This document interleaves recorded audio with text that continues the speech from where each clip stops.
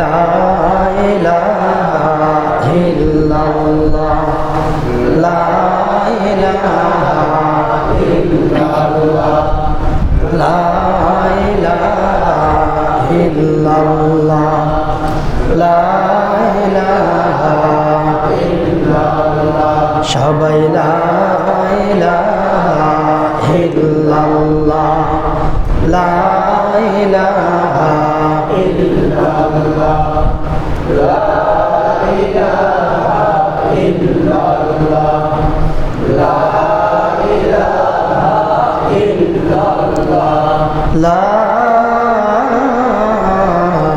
ইলাহা ইল্লাল্লাহ মুহাম্মাদুর রাসূলুল্লাহ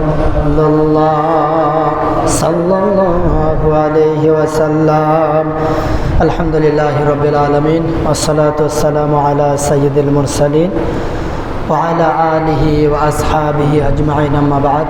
সম্মানিত হাজিরিন, আল্লাহ সুবহানাহু ওয়া তাআলার দরবারে লাখো কোটি শুকরিয়া আদায় করে নিচ্ছি যে মহান রব্বুল ইজ্জাত আমাদেরকে দুনিয়ার সকল প্রকার ফিতনা ফাসাদ দুনিয়াবি পরীক্ষা থেকে মুক্ত রেখে আল্লাহ তাআলার ঘর মসজিদে আসার বসার তৌফিকটুকুন যে আল্লাহ তাআলা আমাদেরকে দান করেছেন, আসুন আমরা আমাদের অন্তরস্থল থেকে হৃদয়ের আবেগ অনুভূতি উজাড় করে সেই মহান মনিবের দরবারে কালিমাতে শুকরিয়া আদায় করে নিই। সকলে বলি আলহামদুলিল্লাহ।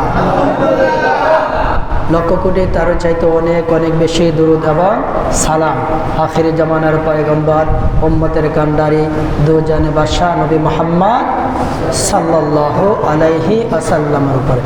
সম্মানিত হাজিরিন, আসলে আমাদের কপাল অনেক ভালো। আমরা যেই মুহূর্তে আল্লাহর ঘরে বসেছি, ঠিক এই মুহূর্তে অনেক ইসলামী রাষ্ট্র আছে যারা নামাজ পড়ার জন্য মসজিদে বসবে সেই সাহসটুকু তাদের পর্যন্ত নাই। তার মধ্যে একটি রাষ্ট্র হলো ইরান।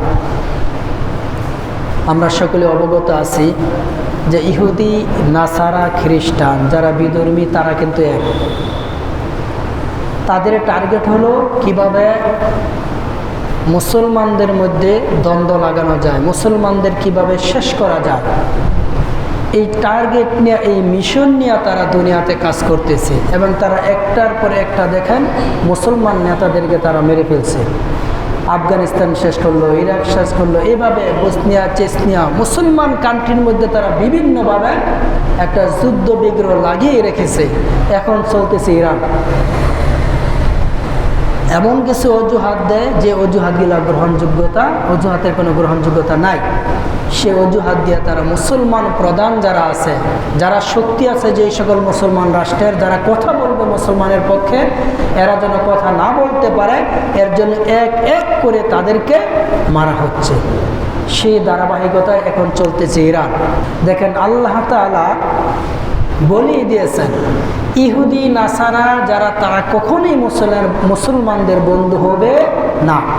যত বাহ্যিকভাবে তারা দেখায় যে আমরা তোমার সাথে আছি, তোমার বন্ধু, তোমার সাথে সব কিছু করি, আল্লাহ তাআলা বলতেছেন তারা মুসলমানদের বন্ধু নয়। আল্লাহ তাআলা বলতেছেন ইয়া আইয়ুহাল্লাযীনা আমানু লা তাত্তাখিযুল ইয়াহুদা ওয়ান নাসারা আউলিয়া বা'দুহুম আউলিয়াউ বা'দ ওয়া মান ইয়াতাওয়াল্লাহুম মিনকুম ফাইন্নাহু মিনহুম ইন্নাল্লাহা লা ইয়াহদিল কওমাজ জালিমিন। আমার আল্লাহ রাব্বুল আলামিন যারা দুনিয়ার জমিনে ইমানদার দাবি করবে, যারা দুনিয়ার জমিনে সেই ঈমানওয়ালা লোকদেরকে আমার আল্লাহ তাআলা ডাক দিয়ে বলতেছেন ইয়া আইয়ুহাল্লাযীনা আমানু, হে আমার ঈমানদার বান্দারা, লা তাত্তাখিযুল ইয়াহুদা ওয়ান নাসারা আউলিয়া, আমার ঈমানদার বান্দারা দুনিয়ার জমিনে ইহুদি এবং নাসারাদেরকে তোমরা কখনো তোমাদের বন্ধু হিসাবে গ্রহণ করো না। দুনিয়ার জমিনে যত বন্ধু দুনিয়াতে বানাও আপত্তি নাই, কিন্তু এই দুনিয়ার জমিনে যারা ইহুদি হবে, যারা নাসারা হবে, তাদেরকে কখনো তোমরা তোমাদের বন্ধু হিসাবে তাদেরকে গ্রহণ করো না।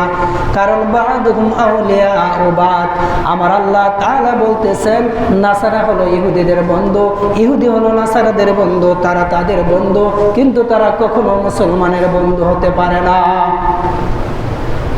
এর জন্য আল্লাহ তাআলা বিভিন্ন সময় বিভিন্ন পরীক্ষা নেন। পরীক্ষার মাধ্যমে আল্লাহ তাআলা পরীক্ষা করতে চান যে বান্দা কার পক্ষ অবলম্বন করেছে, ইহুদি নাসারা বিধর্মীদের না মুসলমানদের। এর জন্য আল্লাহ তাআলা পরীক্ষার মাধ্যমে আমাদের ঈমানটাকে যাচাই করে। এরপর আল্লাহ তাআলা বলেছেন ওয়ামাইয়াতাওয়াল্লাহুম মিনকুম ফাইন্নাহু মিনহুম। আমার বান্দারা সাবধান করার পর যারা এই দুনিয়ার জমিনে ইহুদি এবং নাসারাদেরকে বন্ধু হিসাবে গ্রহণ করবে, ও আমার বান্দা জেনে রাখো তারা ইহুদি এবং নাসারা হিসাবে তারা গণ্য হয়ে যাবে। নাউজুবিল্লাহ।